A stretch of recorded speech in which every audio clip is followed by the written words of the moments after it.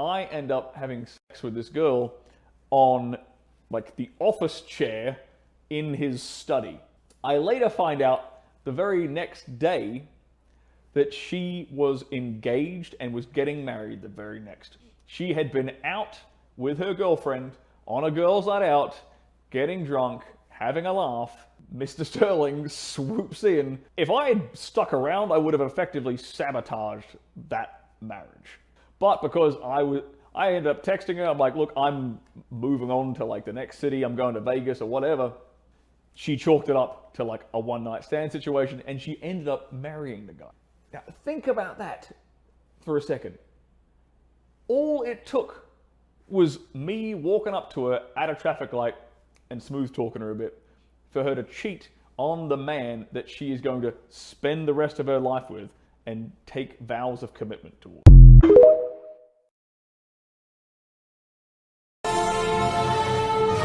Zeus! Is this how you face me, coward? You was hungry, so I'm supposed to... Oh yeah. Oh yeah. Yeah, I be on that type of timing. I don't play that disrespectful shit. Cause why in the fuck we being disrespectful? Why in the fuck we being disrespectful? But I can tell whenever a woman when they got one of them, they not used to motherfuckers leaving them. They not used to dudes getting up and walking away. But like, oh nah, we nipping that shit in the butt right then and there. I'm not even gonna put up with this shit. You get what I'm saying? I don't do that disrespectful shit. Cause I know how to communicate to people. You get what I'm saying? I don't be yelling at people. You know what I'm saying? I don't talk at people. I talk to them. You know what I'm saying? I remain calm and relaxed. So I expect that in return. So if I'm not getting that bounce, I'm out. I will walk the fuck away. Done it before and I do that shit again. I ain't finna be in no relationship to where shit just weighing down heavily on me. Hell no. I will walk my ass away. Good riddance, motherfucker. Just asking, why don't you like the guy? They don't know what to say. They just know they've been told not to like him. All right, everybody. I'm going to be embarrassing myself so much by speaking out about this, but it needs to be said. So I hated Andrew Tate in the beginning. I was on the wrong side of TikTok, and I watched a lot of videos about how people are saying that he's a terrible human being, he's misogynistic, and that you are to not like him. So I, of course, believed the media, and I didn't like him because they were telling me to not like him. And I called him misogynistic when, in fact, I didn't even know the true definition of misogyny. Most of the people who are calling him misogynistic don't know the definition. So y'all are embarrassing yourselves when you call him misogynistic when you don't even know what it is. And I am the person to admit that I am embarrassed. The biggest lie you've been told about NoFap is that there is a NoFap benefits timeline. You've been told that you'll gain very specific advantages and benefits after 10 days, 30 days, 90 days, and so on. You'll become more attractive. Your testosterone will increase. You'll be effortlessly focused and motivated. You'll gain X-ray vision and magical superpowers. Yes, of course, there are benefits to doing NoFap. But here's why the idea of the benefits timeline is a harmful lie. It makes you expect a form of quick gratification. It gives you the idea that things will suddenly improve if you only reach the milestone. The real benefits of quitting and doing NoFap are long game benefits. It won't transform your life suddenly and dramatically, but it makes a huge difference if you're someone who's been jerking it to pixels on a screen every day for the last 10 years or not. People always overestimate short-term benefits, but we massively underestimate long-term benefits. Don't be one of those guys who expects superpowers and then gives up after 90 days because it didn't solve all of your problems.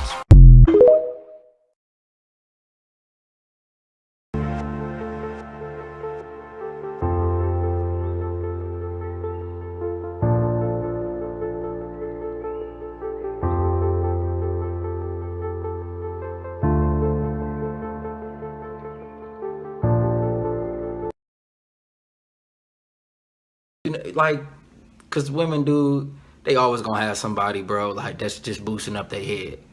But a woman ain't gonna give out her phone number to the nigga, not when she married. See, a woman give out the Snapchat. Let me tell you what these women do, bro. The woman will give away the Snapchat because the Snapchat messages delete. The Snapchat messages always delete. So bro, I'm gonna tell you, like all the woman gotta do is remove, and this how you know she cheating on you. This how you know you a catcher. If you really want to catch a woman cheating, what she'll do is she'll remove the friends from her Snapchat friends list. That's all she'll do is remove the friends. So you know how people would say 1 week ago, or 1 day ago, 2 days ago. Her shit say 1 week ago, 6 weeks ago, 38 weeks ago, 52 weeks ago. Man, your girl always on Snapchat. Your girl always on Snapchat.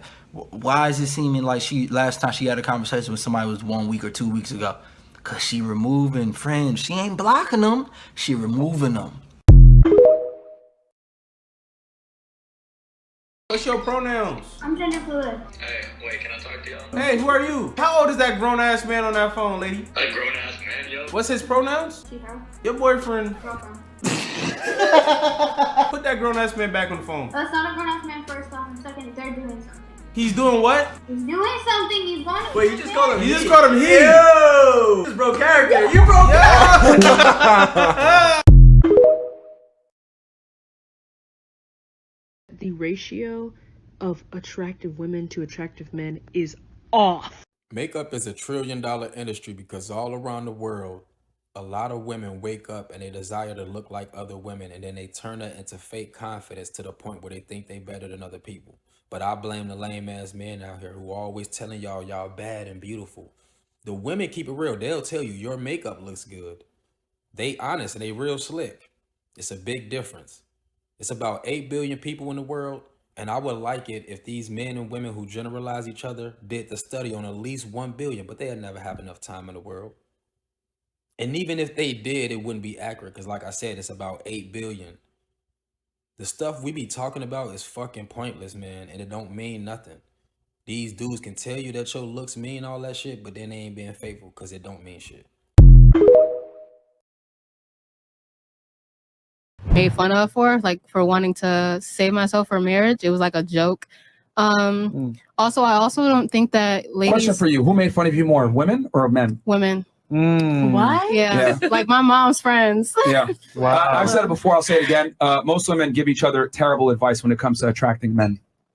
You go, girl. Have your fun. Blah blah blah. That shit makes you less attractive. Like, here's the thing: girls will tell each other, "Go out there, travel, live your life. It's live your best life, whatever."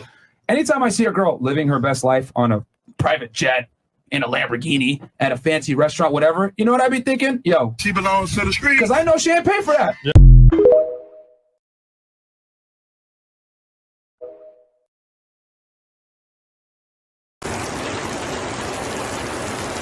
Try what I'm doing. Say this to a girl if she ever tells you, I'll let you know. Never mind. And she's gonna ask you why. Then say this: I like certainty, not possibility. If you want to do something, I'm free Thursday, Friday. If that doesn't work for you, then let's not force it. Click the. Why is it that women are so triggered by the mere suggestion that there might be something that they could be doing that would improve their relationship? The answer is really super simple. Conditioning. Boys are bombarded from day one with what is expected of them. Society tells them that they need to be a good provider, that they have to be a gentleman. But where is all the information for the girls? Girls are not being raised with an understanding of what the expectations are, how to show a man respect, how to be a good partner, how to communicate effectively with a man, which is completely different than communicating with women. So while we're beating it into the boys from day one, the girls are just only being told that however much attention they can get, primarily from their looks, should get them everything that they want, and they shouldn't have to give anything in return. All I'm saying is that if you claim that there are no good men out there, even though you have everything going for you, are the image of perfection, not a flaw to be had, and yet there are no good men, potentially, the problem could be you. Godfather That's had not to what we let her value, know. ma'am. We want a beautiful woman on our arm. Yeah, And- that's the problem. Well, no, you're the problem. I'm the Because- problem. Yes, you're the problem because I'm telling you what men want. You've experienced what men want, and you've got a problem with it. That's your problem. We're not going to change. You're either going to get on board with it, or you will die alone. So what should I be looking for then? Well, honestly, first you need to get down and understand that you have no leverage. You have no leverage in this matter. It's the men. We control access to relationships. You control access to sex. You need to understand what a man that you would want, what he would want in a girlfriend, wife, or significant other. Path, you get cheated on in the middle of a vacation. I just don't get why y'all don't take my advice. You see this brother right here, man? Guess what he did? He checked the phone. So instead of him wasting his time, if he didn't check that phone, he'd have wasted some years. This brother saved himself and handled the situation in a very calm manner. I tell y'all boys to check your girl's phone and y'all still don't do it. And then y'all hit me up months later like, oh bro, I finally checked it and she was cheating on me the whole time. I told you to check it some months ago, bro. So what I'm gonna tell you, this is my last time telling you. Check that phone.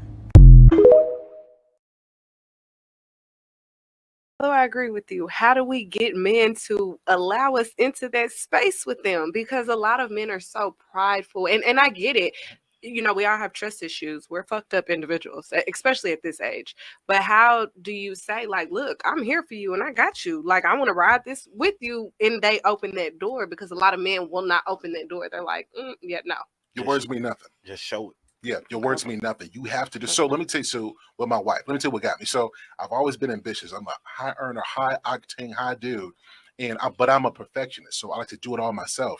Right. She didn't, when I was working at Starbucks, the coffee shop, when we first met, what she did, because I thought I was gonna be this dope speaker, this writer, I thought I was gonna be the stuff. So what did she do? She cooked me dinner and brought it to work and ate it with me.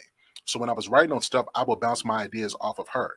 She became my assistant. Matter of fact, to be honest, when I was working jobs, I never put application in. She did that for me.